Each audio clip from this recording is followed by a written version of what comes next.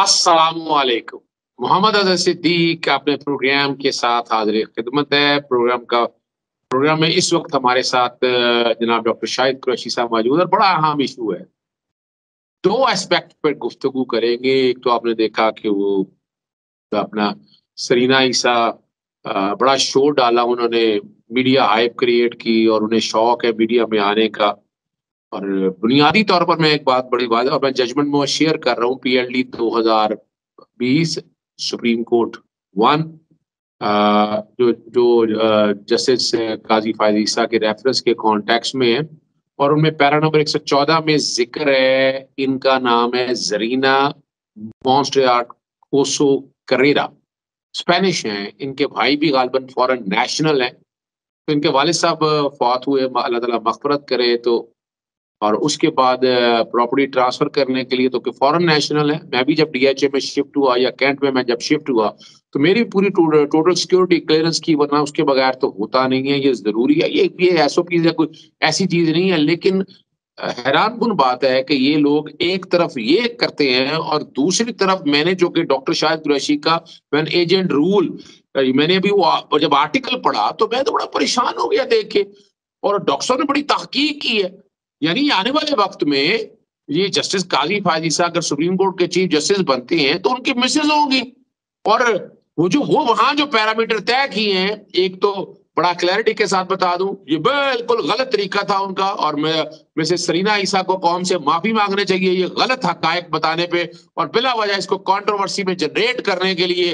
और फिर वो अपनी मर्जी के लोगों को, अगर वो किया भी है, चले मान ले कोई ऐसी बात थी, तो उसको पब्लिक इस तरह नहीं करना चाहिए था। अगर अपने मनपसंद लोगों को सामने लाकर और चलते हैं डॉक्टर शाहिद कुरैशी साहब की तरफ।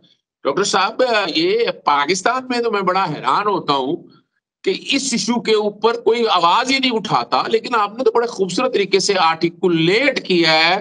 और आपने अमेरिकन प्रेसिडेंट के हवाले से वहां भी बात करेंगे। पहले तो ये बताइएगा ये क्यों जरूरी समझते हैं आप? वैसे तो यहाँ हमारे यहाँ आर्टिकल 63 के तहत दोहरी शहरियत वाला जो है वो पार्लियामेंटेरियन बन नहीं सकता है, क्या कहेंगे? जी, बिस्मिल्लाहिर्रहमानिर्रहीम। आपने जिस आर्टिकल का जिक्र किया है वो असल में मेरी किताब है, तो मैंने उसका एक 2016 में एक छोटी सी समरी उस पर लिख दी थी, व्हेन एजेंट्स रूल्ड पाकिस्तान। चीज़ ये है कि पाकिस्तान की जो स्टेट है या पाकिस्तान की जो स्टेट का के जो लोग हैं वो किसी लगता है किसी कंफ्यूजन का शिकार है बहुत ज़्यादा। यानी जब मैं ये बात कर रहा हूँ तो इसका मतलब ये है कि एक तरफ हमें जो सिक्योरिटी थ्रेट्स हैं और वो बड़ी रियल है। यानी इंडिया से हमारी 3-4 जंगें हो चुकी हैं और उसके बाद मुसलसल एक हम पे इंडिया और उसके जो है हवारी हैं, वो हम मुसलसल पाकिस्तान पे हमलावर हैं। उसमें दोस्त नुमा दुश्मन भी हैं और दुश्मन दुश्मन भी हैं और खाली दुश्मन भी हैं। तो ये सारे जो लोग हैं, ये सारे मुल्क जो है वो पाकिस्तान के ऊपर हमलावर हैं। और हमारी जो सिक्योरिटी एस्टेब्लिशमेंट है उन्होंने उसकी जो उनकी कोशिश है कि उसको वो थिन इन कर दें, यानी उसकी जो कैपेसिटी है उसको कमज़ोर कर दें, थिन कर दें उसको। अब बात करने का मकसद है, जैसे आपकी जो टॉप प्रीमियर एजेंसी है, जैसे आईएसआई है, या इंटेलिजेंस ब्यूरो है, या एफआईए है, इन तीनों के रोल डिफाइंड है क्या आपने क्या-क्या करना है। लेकिन नवाज शरीफ और बेनज़ीर भुट्टो जब प्राइम मिनिस्टर थी और इनकी कोशिश थी कि हम आईएसआई को पंजाब पुलिस की तरह का बना दें, फौज भी पंजाब पुलिस की तरह हो, इसका आर्मी चीफ जो है वो उमर विर्क को लगा दें, या कैप्टन सफदर को आर्मी चीफ लगा दें इस तरह का, और शहबाज शरीफ चीफ जस्टिस हो जाए पाकिस्तान का। मतलब इसी तरह सारा हमारे घर में ही ज़िल्ले इलाही वाला माहौल जो है ना वो बन जाए। अब उसका मामला ये है कि हम एक तरफ देखते हैं कि हमारी जो सिक्योरिटी एस्टेब्लिशमेंट के जो लोग हैं, जो छोटे से लेके और ऊपर तक, वो दिन रात बारिशों में, अंधेरों में, स्नो में, हर जगह पे वो बेचारे ड्यूटियां दे रहे हैं। और दूसरी तरफ हम देखते हैं कि इतनी इतनी बड़ी सिक्योरिटी ब्रीचेस हो रही हैं जिनके बारे में कोई बात ही नहीं करता, कोई सोचता नहीं है, कोई पूछता नहीं है। असूली तौर पे हमारे यहाँ बरतानिया का मैं ज़िक्र करता हूँ कि यहाँ पे आपने अगर किसी फ़र्ज़ करें पुलिस में आपने भर्ती होना है तो उसके लिए आपको एक सिक्योरिटी चेक होता है जो पुलिस करती है, स्पेशल ब्रांच करती है उसको। फिर अगर आपकी जॉब ऐसी हो, सेंसिटिव जॉब हो तो उसको कहते हैं एनहांस्ड डीपीएस, यानी एनहांस्ड यानी वो बड़ा। और अगर बहुत ही ज़्यादा सिक्योर हो जैसे MI5 में, MI6 में, या आप पार्लियामेंटेरियन हैं या आप मिनिस्टर हैं, आपने उसके लिए कोई अप्लाई किया पोस्ट के लिए, तो वो उसमें तमाम इदारों को जो है ना इन्वॉल्व करते हैं। मैं आपको छोटी-सी मिसाल देके जब ये अल-फ़ाइद जो था, हैरिट्स का जो मालिक था, इसको ब्रिटिश सिटीज़नशिप नहीं दी और होम सेक्रेटरी ने इसको ये कहा, उसकी एप्लीकेशन नेशनैलिटी एप्लीकेशन रिजेक्ट करते हुए ये कहा कि तेरा करैक्टर ठीक नहीं है, हम तुझे ब्रिटिश सिटीज़नशिप नहीं देंगे। यानी सिटीज़नशिप जो होती है वो इतनी इम्पोर्टेंट चीज़ होती है कि उन्होंने ये नहीं देखा कि ये बंदा बिलियनेयर है, हैरिट्स का मालिक है। उसके बाहर जो जो सफाई वाला क्लीनर था, उन्होंने उसको सिटीज़नशिप दे दी, लेकिन अल-फ़ाइद को नहीं दी, सही। क्योंकि citizenship is a very sacred thing. अब बिल- पाकिस्तान में अच्छा एक चीज़ है कि जो स्पाउस होती है आपकी, अगर आप पुलिस में हैं या स्पेशल ब्रांच में या किसी भी सेंसिटिव पोज़ीशन पे आप जा रहे हैं, तो वो कोशिश करते हैं कि अब जैसे हमारी जो होम सेक्रेटरी है बरतानिया की प्रीति पटेल, इसके जो हस्बैंड है वो ब्रिटिश है, he is a white British man gentleman. और हमारा जो साजिद जावेद हमारा जो हेल्थ सेक्रेटरी है, वो होम सेक्रेटरी भी रहा पहले। साजिद जावेद साहब की जो बेगम है, she is a white British lady. तो और वो they are British born, both of them, वो तो पैदा ही यहीं पे हुए हैं। तो उसके बावजूद उन्होंने ये एक पैरामीटर देखा इस तरह का कि भई हमारी जो सिक्योरिटी है वो क्लियर होनी चाहिए। अब जितने जज हैं, जितने पुलिस के ऑफिशियल्स हैं, उनको एक डिक्लेरेशन भी देना पड़ता है कि क्या आपकी किसी ऐसी ऑर्गेनाइजेशन से मेंबरशिप तो नहीं है? आप पॉलिटिकल पार्टी के मेंबर तो नहीं हैं? आप किसी खुफिया तंज़ीम के मेंबर तो नहीं है जैसे फ्रीमेसन्स है, जैसे और जो खुफिया तंज़ीमें होती हैं उनके तो मेंबर नहीं है, वो आपको लिख के देना होता है पहले। यू हैव टू सही। डिक्लेयर, क्योंकि फिर कॉन्फ्लिक्ट ऑफ इंटरेस्ट आ जाता है। अब सही। आप जो पाकिस्तान की जो सिचुएशन है उसमें अभी आपने जैसे जस्टिस वाइज ईसा साहब का आपने ज़िक्र किया और उनकी जो बेगम है स्पेशल, वो she is a Spanish citizen I suppose. और वो खातून जो है वो उनसे सवाल जो पूछा है दोनों मियाँ-बीवी से, तो सिंपल सा सवाल है यार, तुम्हारे ये फ्लैट तुमने लंदन में कैसे खरीदे हैं? इसकी तुम रसीदें दिखा दो, बात खत्म हो जाएगी। उसके लिए इतना मोहल्ले पूरे शहर के अंदर तुमने शोर मचाया हुआ है, क्योंकि वो जो जो उन्होंने यहाँ पे जो पैसे भेजे, वो भेजे विद द प्रीटेक्स्ट के बच्चों की एजुकेशन के लिए भेज रहे हैं, निश्चित है, बिल्कुल ऐसा ही है जी, खरीदने के लिए नहीं, जायदाद खरीदने के लिए नहीं भेजे। ठीक है? अब जब आप यहाँ पे आपने उसको उसका जो पर्पज़ है, तो इसको हम लॉ के अंदर कॉन्ट्रैक्ट लॉ में इसको कहते हैं मिसरिप्रेजेंटेशन। यस। आपने मिसरिप्रेजेंटेशन की, आपने कहा कुछ और आगे से कुछ और वो निकल आया किया उसने। अब वो नहीं, प्रॉपर्टीज़ एक बात मैं और इज़ाफ़ा करता चलूँ, चूँकि जब सुप्रीम कोर्ट ने ये भिजवाया एफबीआर को, तो वो जो पैसे जो भेजे थे ना, वो भी सोर्स नहीं है, वो भी डिक्लेयर नहीं है। यानी वो भी व्हाइट पैसे इस कॉन्टेक्स्ट में नहीं है। वो कहती है कि फॉरेन एक्सचेंज है। फॉरेन करेंसी के हवाले से वो फॉरेन रेमिटेंस है, आपको साबित करनी पड़ती है, मेरे अकाउंट में फॉरेन अकाउंट में पैसे डाल दें, वो एग्ज़म्प्ट नहीं होते हैं। तो बुनियादी तौर पर वो भी व्हाइट नहीं है।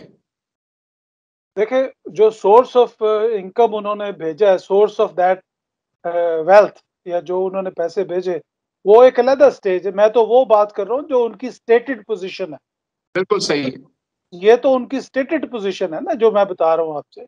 अब काज़ी फ़ाइज़ ईसा साहब जो है, उनकी जो पैदाइश है यानी एज़ ए चीफ जस्टिस या as a judicial officer, as a lawyer, as a जज, अब उनको डायरेक्ट ही high court, Balochistan high court का चीफ जस्टिस लगा दिया उसने। इसको जरा आसान, नाज़रीन के लिए आसान बता देता हूँ। प्रॉपर्टी खरीदी गई 2003 में, उसके बाद 2013 वगैरह में जब प्रॉपर्टी खरीदी गई, वो जज के एक चीफ जस्टिस की बीवी थी और स्पेनिश नाम से खरीदी गई। आपने बड़ा, मैं देखा मैं फंस गया उस सवाल के ऊपर। मैं फर्ज करें जज की उन्होंने क्लियरेंस कर भी ली, अगर हो भी गई होगी क्लियर, लेकिन उनकी मिसेज जो थी वो एक फॉरेन नेशनल थी, बासियत चीफ जस्टिस के। वो चीफ यानी एक जज नहीं थे खाली, chief justice Balochistan high court थे, और बाकायदा स्पेनिश नाम से वो जगह खरीदी गई। और उन्होंने बाकायदा जब खरीदी उस वक्त डिक्लेयर नहीं की, इतफाक करता हूं, लेकिन मैं बता दूं कि सुप्रीम कोर्ट ने कह दिया था एफबीआर से नजरसानी में, नजरसानी के अंदर आकर उन्होंने वो जो एफबीआर की रिपोर्ट थी वही खत्म कर दी, वो उड़ा के रख दी, मट्टी हो गई वो रिपोर्ट। लेकिन वो हकायक आज भी मौजूद है। अब चूंकि सुप्रीम कोर्ट में मामला खत्म हो गया, सुप्रीम जुडिशियल काउंसिल के पास मामला ये पड़ा हुआ है, लेकिन सुप्रीम जुडिशियल काउंसिल इसको टेकअप नहीं कर रही। और जो सवाल आपके हैं वो बड़े रेलेवेंट है, जो आम नाज़रीन के कॉन्टेक्स्ट में हम जो बात लेकर आना चाह रहे हैं, जो क्लियर करना चाह रहे हैं कि जस्टिस काजी ईसा आने वाले दौर के अंदर बाकायदा एक चीफ जस्टिस बनने की पोजीशन के अंदर मौजूद है, और उनके मिसेज आज भी एक स्पेनिश के तौर पर जानी जा रही है। उन्होंने गालिबन रिनाउंसिएट नहीं की, और की होगी तो उन्हें बताना चाहिए था। लेकिन आप जो एक बड़ी वाज़ेह तौर पर बात क्लियर कर रहे हैं, वो कह रहे हैं कि वो पूरी दुनिया के अंदर ऐसे कवानीन है कि ऐसी अहम पोस्टों के ऊपर खास तौर पर उनका अपना भी और उनके खानदान के लोगों को लगाया नहीं जाता। देखिए, चीज़ ये है कि मैंने जैसे उसमें ज़िक्र किया कि जो सेंसिटिव पोज़ीशंस होती हैं, उसमें जो हाँ, फॉरेन नेशनल्स होते हैं, अ, जैसे सेंट्रल एशियन स्टेट्स हैं, कज़ाकिस्तान है, वहाँ पे जो डिप्लोमैट्स हैं, उनको फॉरेन नेशनल्स से शादी करने की इजाज़त नहीं होती। अगर उन्होंने किसी या कोई हाई पोज़ीशन पे जो लोग बैठे हुए हैं, वो फॉरेन नेशनल से शादी नहीं कर सकते। अगर वो शादी करेंगे तो उनको रिज़ाइन करना पड़ेगा अपनी पोज़ीशन से। यानी जैसे मैंने आपको मिसाल दी थी जॉन एफ कैनेडी की, कि जॉन एफ कैनेडी जब प्रेज़िडेंट थे अमेरिका के, तो एफबीआई का जो चीफ है, वो गया उसके भाई के पास, जॉन एफ कैनेडी के छोटे भाई के पास, जो कि अटॉर्नी जनरल था। उसने उसको जाके मार्लन मनरो की तस्वीर दिखाई। उसने कहा, हम नहीं हाँ, चाहते कि हमारा प्रेज़िडेंट जो है वो इसके साथ अफ़ेयर चलाए। We don't want the president to see her. उन्होंने कहा कि इस औरत के माफिया के साथ ताल्लुकात हैं। अब सही, जॉन एफ कैनेडी का जो भाई है वो एफबीआई चीफ का बॉस है, मिनिस्ट्री ऑफ सही, जस्टिस का वो इंचार्ज है। लेकिन जो सिक्योरिटी इंस्टीट्यूशन है वो इतना ताकतवर है कि उन्होंने जाके, नेशनल सिक्योरिटी से रिलेटेड मामला है, और वो उन्होंने उसको जाके बता दिया। अब एफबीआई जब कह रही है इस बात को कि आपने ये रूल फॉलो नहीं किया, यानी बरतानिया में ऐसी मिसालें मौजूद हैं कि यहाँ पे MI5 जो है वो सारी दुनिया को पता है, यहाँ के प्राइम मिनिस्टर इनके टेलीफोन रिकॉर्ड करती है। ये उनकी जॉब है, इस बात के आप उनको पैसे देते हैं, इसमें बुरा मनाने की जरूरत नहीं है, ये काम है उनका। तो जब आप ऐसी सिचुएशन, यानी पाकिस्तान एम्बेसी के अंदर जब MI5 ने लगाए हुए थे कैमरे और माइक्रोफोन्स, जो आपके अब्दुल कादिर जाफर जब एम्बेसडर थे यहाँ पे लंदन में, तो पाकिस्तान एम्बेसी की तमाम मूवमेंट सब बाहर जाती होगी, सुनते होंगे वो, और सुन रहे थे वो, बकायदा संडे टाइम्स में खबर लगी इसके ऊपर। तो आपने फिर उसके बाद इंतजाम किया, आपने अपनी सिक्योरिटी इंप्रूव की, आपने सारा कुछ जो आपको पहले करना चाहिए था वो आपने बाद में किया। बात करने का मकसद ये है कि एयर फोर्स के, यानी हम सुनते थे कि मरीना खान जो थी, उनके वालिद साहब एयर फोर्स में, वो जब ट्रेनिंग पे गए फ्रांस में, तो उनको मरीना की वालदा से उनकी मुलाकात हुई। She was a French citizen, लेकिन उनको एयर चीफ नहीं बनाया गया। It was नहीं, not बिल्कुल permitted। ये बात सही कह रहे हैं आप। तो आपने एक ऐसे शख्स को, देखें, हमें इस चीज पे कोई इतराज नहीं है, आपको, you have a freedom of choice, you can get married to who you want and wherever you want, किसी को उस पे कोई रुकावट नहीं है। लेकिन मिसिस कुरेरा जो है, मिस कुरेरा, जो अभी अ, उनके जो कोर्स ऑफ एक्शन है जो वो कर रही हैं, उनसे एक सिंपल सवाल पूछा गया है कि भाई ये तुमने 3 फ्लैट लंदन में कैसे खरीदे when your income is not matching, क्योंकि फाइनेंशियल मैटर्स के अंदर ओनर्स ऑफ प्रूफ जो होता है वो आपके ऊपर है, मैंने नहीं प्रूव बिल्कुल करना। ऐसा ही, ऐसा ही। Onus of responsibility is on you. मैं मेरे घर से नजदीक ही है आपके फ्लैट, मैं भी वहां बाहर खड़ा हो सकता हूँ जाके और माइक्रोफोन लेके के प्रोग्राम कर सकता हूँ, लेकिन I do believe in privacy, कि आपकी सही। प्रिवेसी होनी चाहिए। लेकिन आप पाकिस्तानियों को please don't take it as a fool. और सही। मिस्टर ईसा साहब जो है ना, आई रिक्वेस्ट देम कि वो इतने जबरदस्त आदमी है, मैं उनका बहुत एहतराम करता हूँ एज ए जज।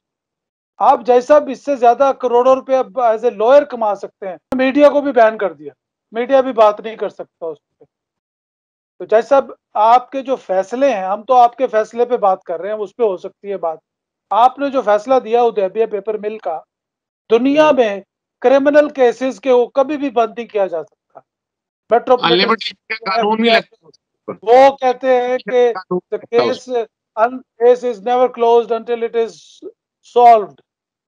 आपने एक क्रिमिनल केस को टाइम बार कैसे कर दिया? उस पे टाइम टाइम क्लोज तो लगती ही नहीं थी उस पे। हमारे मैंने भी जो लॉ पढ़ा है, आपने भी जो लॉ पढ़ा है, उसमें कहते हैं कि जब कोई ऑफेंस होता है द क्लॉक स्टॉप्स। ये बात सही, यू आर राइट। मैं लॉ की बात कर रहा हूँ ना, आप भी इसको जानते हैं इस बात को। लेकिन फायज ईसा लेकिन वो साहब ने मौजूद शरीफों है की त्यारा मोहब्बत में त्यारा वाला जो केस है अपना नवाज शरीफ का, वो पता नहीं कितने सालों बाद अपना नजरसानी में वो सारा फैसला ही सेटिसाइड हो गया था। वो क्रिमिनल केस था। देखिए, money laundering is an international crime. Yes, it's international. It is not only a national crime, it is an international crime. और बड़ी आप उसको उस केस को आप टाइम बार कर रहे हैं और उस पर रिव्यू मैं ये समझता हूँ, अगर जाहिर साहब अगर सुन रहे हो तो मेरी काजी साहब से गुजारिश है कि काजी साहब इसको खुद आप खुद खोलें और अपने हाथ से इसको दोबारा इसको रिव्यू में लेके जाएं, ताकि आप पे जो दबाव लगा है। रिव्यू सारा हो चुका है, अब नया रिव्यू हो नहीं सकता डॉक्टर साहब। वो हम सोसाइटल वैल्यूज या सोशल वैल्यू की बात तो कर सकते हैं, और लेकिन बहरहाल आपने बातें बड़ी जबरदस्त कर दी हैं। और मैं आखिर में सिर्फ आपसे ये पूछूंगा, और आपने सिक्योरिटी ब्रीच, ड्यू डिलिजेंस, ये सारी बातों को सामने रखते हुए, तो यानी इसका मतलब ये है कि वो बात अगर वो कहा जाए, वो जो प्रिंसिपल लगे हुए हैं, मिसेस सरीना ईसा जान के उस तरफ आने नहीं देना चाहती, और वरना सवाल बड़े उठेंगे। वरना तुम्हारे को पता है कि वो बेसिकली तो देखा जाए तो पब्लिक ऑफिस में बैठे हुए हैं ना, तो पब्लिक ऑफिस के तो बड़े हालात और वाकयात हैं कि सिर्फ इतनी बात से इतना था। तो जब चीफ जस्टिस बन गए थे तो उसी वक्त ही ना स्पेनिश छोड़ के पाकिस्तानी रखकर जायदादें, वो चीफ जस्टिस थे ना, एक जज होते तो मैं शायद ये सवाल ना उठाता, लेकिन एक चीफ जस्टिस थे और आने वाले दौर में चीफ जस्टिस बनने वाले हैं। तो आप पाकिस्तानी हैं, पाकिस्तानी होने पे सबको फख्र होना चाहिए, भाई को मजबूर नहीं कर रहा आपको। लेकिन एक ये बात बड़ी रेलेवेंट उठाई है डॉक्टर साहब ने। डॉक्टर साहब क्या कहेंगे? देखिए, बात यह है कि जो तमाम हाई पोजीशंस पे लोग होते हैं, उनके बच्चों को, उनकी स्पाउसेस को स्पेशल सिक्योरिटी भी दी जाती है और स्पेशल तरीके से उनको ट्रीटमेंट भी मिलता है तमाम एंगल्स। अब अगर वो किसी एक्टिविटी में मुलव्वस हों, तो ये चूंकि फॉरेन नेशनल है, तो मैंने आज तक, मुझे अगर कोई हो तो प्लीज जरा रेफरेंस भेज दें कि दुनिया के किसी chief justice of supreme court का या किसी ऐसे का कोई जो है कोई फॉरेन नेशनल, उसकी बीवी हो या उसका स्पाउस हो, उसका हस्बैंड हो, और उसको एक उन्होंने जज की तो देखिए पाबंदी नहीं है, आईनी तौर पर, कानूनी तौर पर पाबंदी नहीं है। आप जो बात कर रहे हैं, आप तो बड़ी हाई मॉरल ग्राउंड पे बात कर रहे हैं, यानी एक जज के तौर पर हो सकता है, लेकिन आने वाले दौर में वो चीफ जस्टिस बनने वाले हैं। ये आपकी बात में बहुत वजन है जी, बहुत वजन इस जहाँ पे सिक्योरिटी का मामला है ना, चीफ जस्टिस ऑफ सुप्रीम है। Court yes of of Pakistan जो है, और किसी भी हाई कोर्ट का भी चीफ जस्टिस होता है, कोर्स। तो उनके पास बेशुमार सेंसिटिव इंफॉर्मेशन होती है। उनके फैसले एक मुल्क की सेंसिटिव पोजीशन को कॉम्प्रोमाइज कर सकते हैं। ये तो एक कॉमन सेंस की बात है। तो अगर उनकी वेटिंग नहीं हुई हुई है, या अगर कोई इस तरह का प्रिंसिपल नहीं मौजूद है पाकिस्तान के अंदर, तो उसको लाना चाहिए आपको। बिल्कुल आपको सही। उसको क्लियर, आपके जजों की जाली डिग्रियां निकल रही हैं मैट्रिक की, आपके वकीलों की जाली डिग्रियां निकल रही हैं। तो ऐसी सिचुएशन के अंदर जो है आपके पायलटों की जाली डिग्रियां निकल रही हैं, आपके एमएनए एमपीएस की जाली डिग्रियां निकल रही हैं। मतलब मुझे शर्म आती है ये सारी बातें करते हुए कि ये वो लोग हैं जिन पे हम ट्रस्ट करके, अब मैं तो पीआईए में सफर नहीं करता, मुझे क्या पता वो जो ड्राइवर आप है वो पहले किसी दारी अड्डे पे बस चलाता हो, आपने उसको पायलट बना दिया है। आपने किसी और एक बंदा बात करेंगे कराची से आपसे, आपने एक बंदा कराची से उठाया, कराची से आपने एक बंदा उठाया, उसको आपने डायरेक्ट ही chief justice Balochistan high court लगा दिया। आप तो ये काम कर रहे हैं, आप तो मुल्क चलाने वाले काम नहीं कर रहे। ये कम से कम ट्रेनिंग तो दे दें दूसरे को। बार बार फिर किसी वक्त गुफ्तगू होगी, इजाजत चाहेंगे। अस्सलाम वालेकुम, अल्लाह हाफिज, पाकिस्तान जिंदाबाद।